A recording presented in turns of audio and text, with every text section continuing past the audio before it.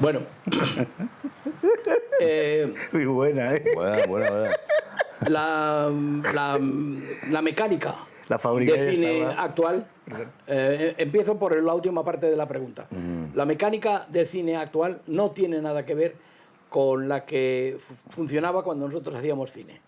Es decir, yo escribía un guión, se lo llevaba a un productor, el productor lo leía, el productor consultaba con un distribuidor, lo aceptaba el distribuidor y nos poníamos a rodar. Ahora, como los productores han desaparecido prácticamente, hay 2 o 3 nada más, entonces los chicos, sobre todo gente joven, para hacer una película tienen que buscarse un préstamo que les hace su tía Edelmira, que les da pues, unos euros, y luego con eso Cultura, se van Generalitat, a la Generalitat, Cultura, a la televisión Centro española, Gallego, a la País otra Vasco, televisión, Castilla-La Mancha y le van sacando y Radio Getafe. poco a poco a cada uno Poco a poco le un sacan. dinero suficiente para hacer la película. Eso es. ¿Esto qué quiere decir? Que no se trata de contentar al público con ese cine, se trata de contentar a los directivos de todas esas empresas y entidades que son las que aportan dinero para hacer la película. Con lo cual, las películas, como no van dirigidas a que el público les guste, pues no les gusta y no van. Lo jodido es que a veces se estrenan solamente en un pueblo de Logroño. Que es lo que claro, dice, hay que estrenarlas. Porque el sponsor es un Porque yo te bodeguero. recibo la revista de la Academia Una y bodega de vino.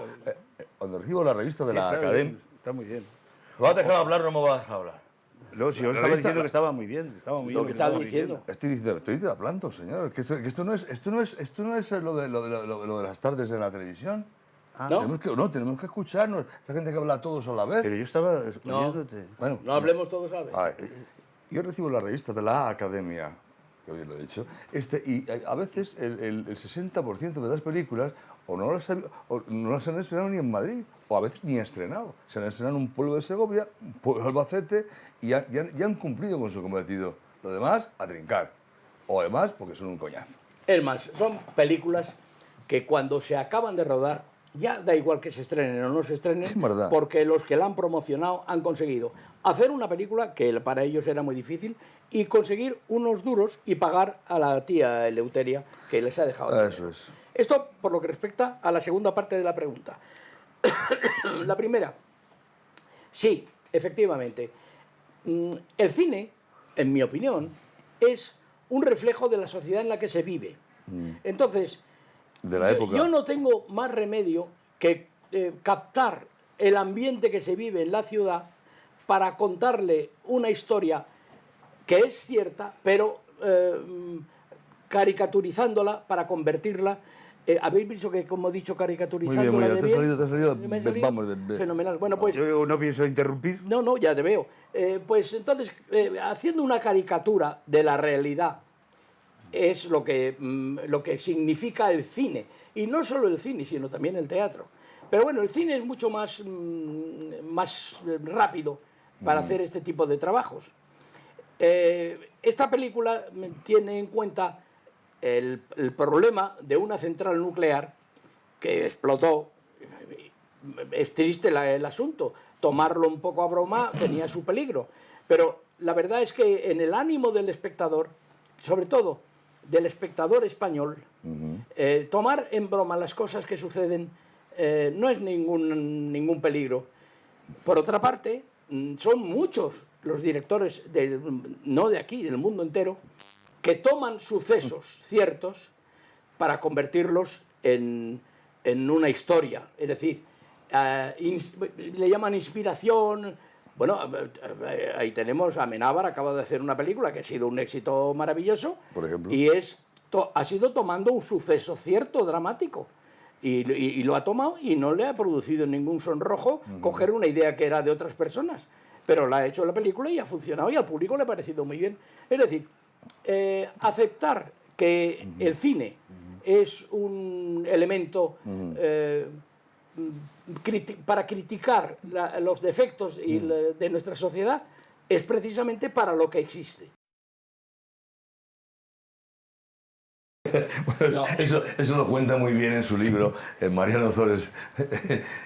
Bueno, ¿Cómo se llama tu libro? ¿Como Umbral? ¿Cómo se llama? Respetable público. Muy respetable, cómprenlo, es divertidísimo.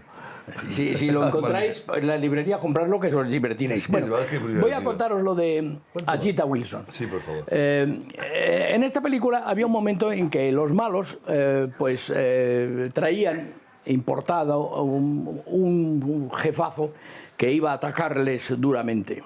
Y entonces yo necesitaba para ese personaje algo que fuera muy llamativo. Pensé en una mujer que tenía que ser especial. Lo era.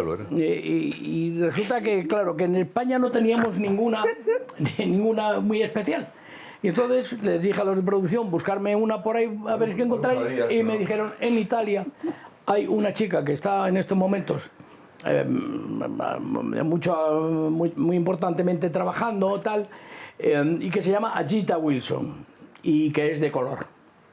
Hombre, me pareció bien, era una cosa llamativa, especial, se la contrató, vino, medía 2 metros, una cosa así, era una mujer de mucha prestancia, muy importante. Yo fui a ver el vestuario a la habitación del hotel donde estábamos rodando, el Valparaíso de Baleares, de Las Palmas. Bueno, y bien, vi el vestuario, se me puso completamente desnuda, porque no tenía ningún apuro en ello. Y fue la primera vez en mi vida que yo vi un tanga. No llevaba más que un tanga. Un tanga negro que le iba muy bien con la piel. Bueno, muy bien. Y yo pues les dije, pues muy bien, me vale contratarla. Y la contrataron. Y entonces venía muy bien por su estatura, porque en una escena tenía que darle un beso de tornillo, un beso lascivo, duro y apretado a Andrés. Bueno, y a mí me pareció muy bien, y estupendo. Y entonces me dijeron... Y a Andrés también le parecía bien. Debería parecer bien, sí. Hombre, si estábamos todos diciendo, joder, qué suerte tienes, Andrés, lo que te ha tocado, joder. Y entonces los de producción me advirtieron. Bueno, ten en cuenta que esta mujer no es una mujer, es un hombre operado. Ha sido bombero en Chicago. Qué lástima. Y se marchó de Estados Unidos para operarse en Italia y ya se quedó haciendo cine. Bueno, a mí me parecía muy bien, él o ella, en fin, pero claro, tenía que darse un beso tremendo con Andrés. Y el chufleo general que había en todo el equipo de pensar que Andrés se iba a dar un beso morreado tremendo con un bombero de Chicago que calzaba un 45 de pie y tenía unas manos como 2 jamones, pues fue tremendo, claro. Pero a mí llegó un momento en que ya me preocupó. Y ya aquello era demasiado. Y le dije a Andrés, oye Andrés, ten en cuenta que esto que es un señor y es un bombero de Chicago. Bueno, Andrés armó un Cristo. No se lo creía. Al principio no se lo creía, decía, no, lo que tú quieres es quitarme el beso, que con esta chica yo me voy a dar. Bueno, no, pues no. Es un bombero y de Chicago. Bombero está buenísima, no entiendo. Porque yo no sé agradecértelo o no agradecértelo. Al final se enfadó muchísimo, pidió un billete de avión para marcharse a Madrid porque no quería de ninguna manera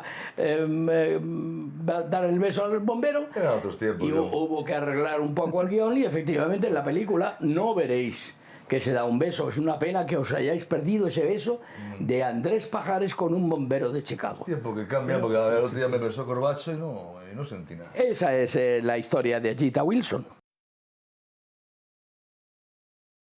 Bueno, pues Antonio Zores, que es mi hermano, es un actor que tiene un sentido de la comicidad muy especial, que es muy raro, echan muchísimas películas, Debe estar, según él calcula, en las 160 o 165. Más que López Vázquez.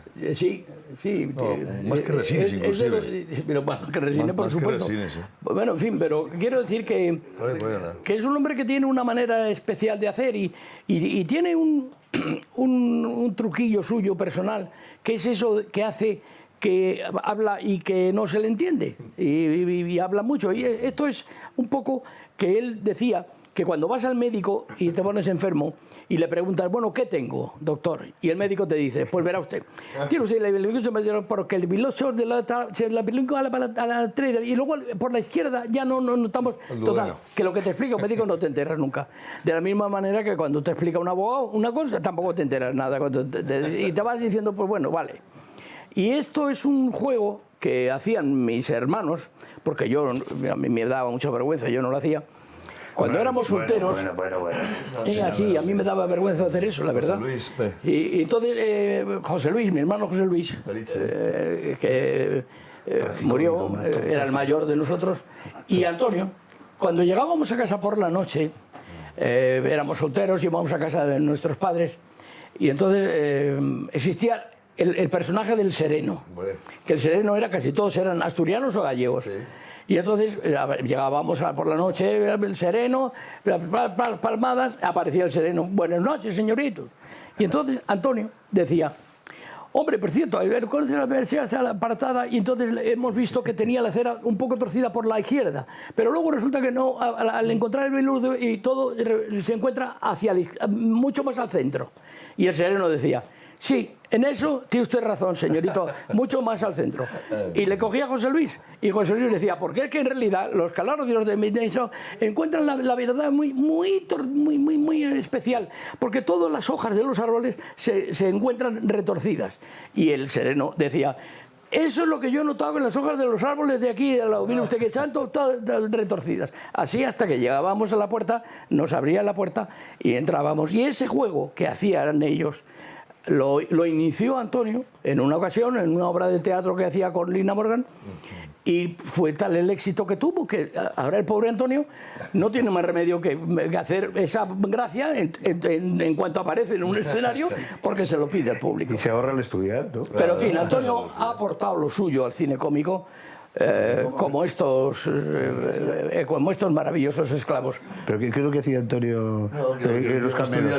Cuando se doblaban las películas, los camelos que a lo hacía. mejor había hacían, por ejemplo, mañana, cuando llegues a la oficina por la mañana, acuérdate de sacarme las facturas de la serie de abajo. Y después hicieron un estudio. Y entonces contaba los segundos. Mañana, cuando llegues a la oficina por la mañana, acuérdate de sacarme la factura de los chicos de abajo. Y entonces hacía 10 segundos. Y dice, esto ya yo estoy. Venga, acción. Y contaba los dedos. Ahora está. Y entonces, ya. Y luego lo metía en doblaje y lo encajaba. Pero y la cara que ponías, aguantar la risa, aguantar el tirón aguantarle la risa durante todo ese rato, claro, diciendo, pero ¿qué me está diciendo? ¿Qué me está diciendo este tío, ¿no? ¿Y de qué va esto? Hay que echar una nariz corta y me cago en la leche. Ya está.